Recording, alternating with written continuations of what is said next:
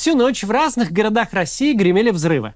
В Псковской области атакован военный аэродром. В нескольких других областях на момент записи нанесен непонятный ущерб от упавших беспилотников. В Крыму сообщают об отражении атак морскими дронами. По всей видимости, мы имеем дело с самой массовой атакой российских военных объектов украинской беспилотной авиации. Сообщений о пострадавших или погибших на момент записи ролика нет, но есть сообщения о большом количестве уничтоженного военного имущества. Сегодня об этом всем и поговорим.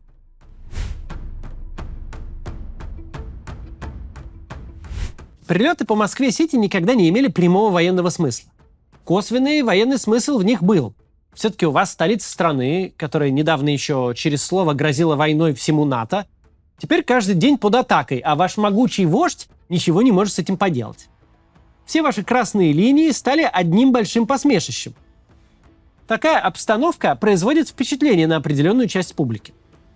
Впрочем, тут есть своя проблема. Та публика, на которую это производит впечатление, те, кто ждал славы русского оружия и хотел повоевать со всем миром, эти персонажи и без того последние 1,5 года ничего не испытывают, кроме боли и унижения.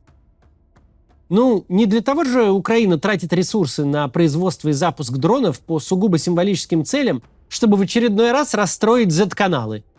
Кажется, Украине на этой войне есть чем заняться помимо троллинга. Гипотеза многих военных экспертов заключалась в том, что перед нами нечто вроде испытаний, только не на полигоне, а сразу на территории противника. Что Украина занимается настройкой и улучшением своих дронов, а заодно проводит разведку, выясняет расположение и возможности российской ПВО, выбирает наименее защищенные маршруты. Гипотеза заключалась в том, что очень скоро символические удары то по Кремлю, то по небоскребам Москва-Сити сменятся ударами по военной и, возможно, критически важной инфраструктуре двойного назначения.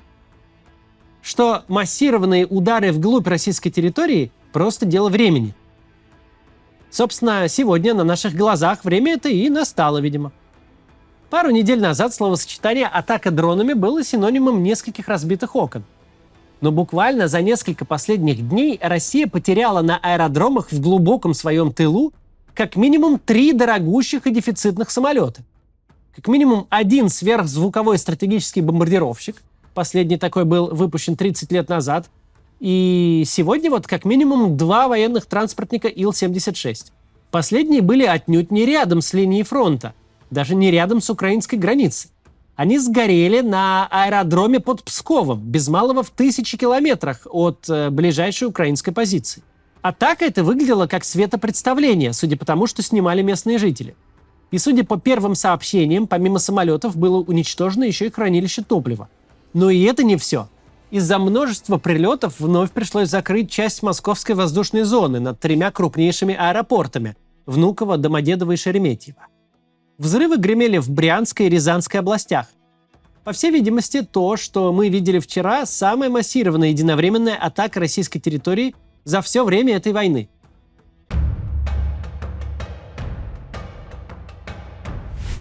Что здесь самое плохое для путинской армии и режима? Самое плохое, что у этих событий нет хорошего или хотя бы приемлемого объяснения. Если дроны прилетели с украинской территории, это значит, во-первых, что у Украины появилось чрезвычайно точное, дальнобойное и мощное оружие, и последствия его применения сравнимы с прилетами крылатых ракет. А во-вторых, что российское ПВО не способно с ним справиться. А если правдива гипотеза некоторых западных аналитиков и Украина использует диверсионные группы, вооруженные небольшими дронами камикадзе, тогда получается, что Украина построила мощную, чрезвычайно разветвленную, глубоко законспирированную диверсионную сеть. И вся гигантская вертикаль российских спецслужб с бесконечными деньгами и полномочиями ничего не может с этими диверсантами сделать. В обоих случаях Украина выглядит феерически успешно, а Россия в лице своей армии и спецслужб провалилась. Ни один вариант не хорош. Или у вас тут дроны противника спокойно летают по 1000 километров, или вражеские диверсанты бродят стадами, натыкаясь друг на друга. Примечательно, как изменилась стратегия пропаганды по этому вопросу. Когда по российской территории ударили первые дроны, например, по аэродрому Энгельс в Саратовской области, ядовитая слюна Соловьева брызгала в камеру, и все хором требовали возмездия. А про нынешние прилеты просто объявляется, что их не было. Понятно, конечно, что пропаганде сложно.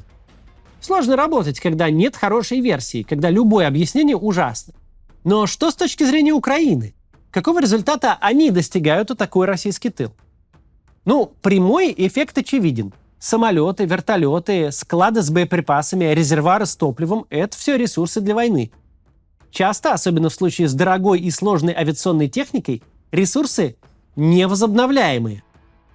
Большой военно-транспортный самолет – это тебе не танк. За неделю его не построишь. Невозможно клепать новые самолеты в темпе, сопоставимом с потерями, когда противник регулярно и прицельно уничтожает твой авиапарк. Тут дело даже не в деньгах. Дело в физической невозможности. Причем такая задача невыполнима не только для российской промышленности. Тут никакая промышленность не справится.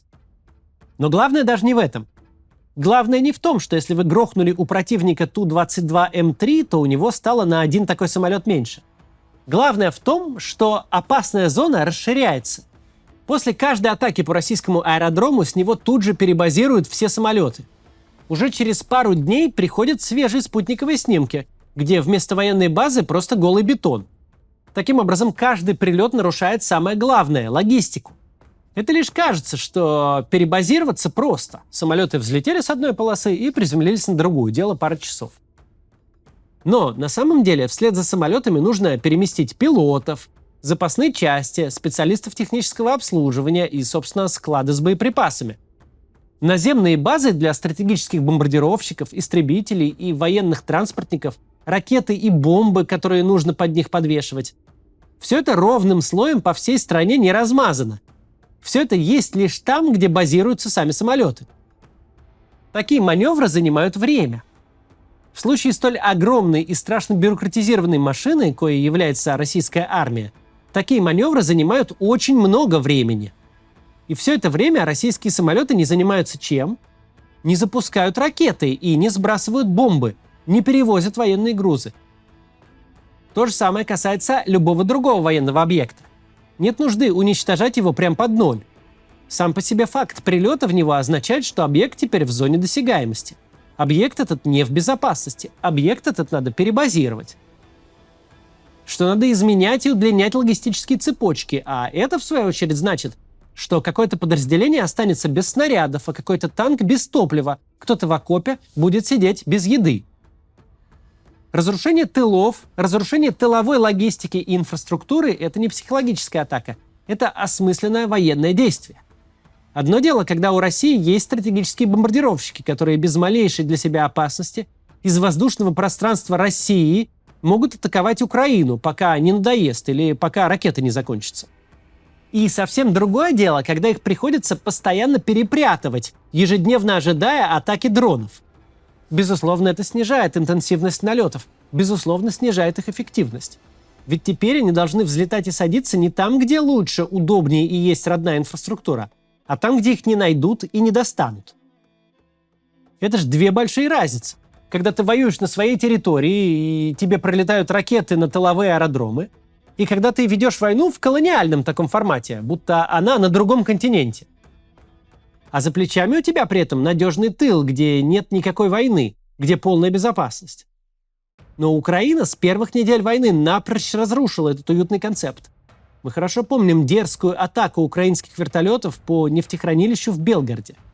А это был конец марта прошлого года. Тогда прошел всего месяц с начала войны. Но Белгородская или там Брянская область – это все же приграничные территории. Всем уже понятно, что там даже речи не идет ни о какой безопасности. Что регулярные обстрелы, в том числе и артиллерией, там уже никакой ни для кого не сюрприз. Но этого мало. Важно, чтобы вообще ни одна точка, по крайней мере на западе европейской части России, не могла служить надежным тылом. Чтобы нигде нельзя было поставить самолет или разместить склад боеприпасов с полной гарантией их безопасности. На момент записи ролика мы пока еще не знаем всего масштаба последствий минувшей ночи. Но даже того, что мы знаем, достаточно, чтобы сделать вывод.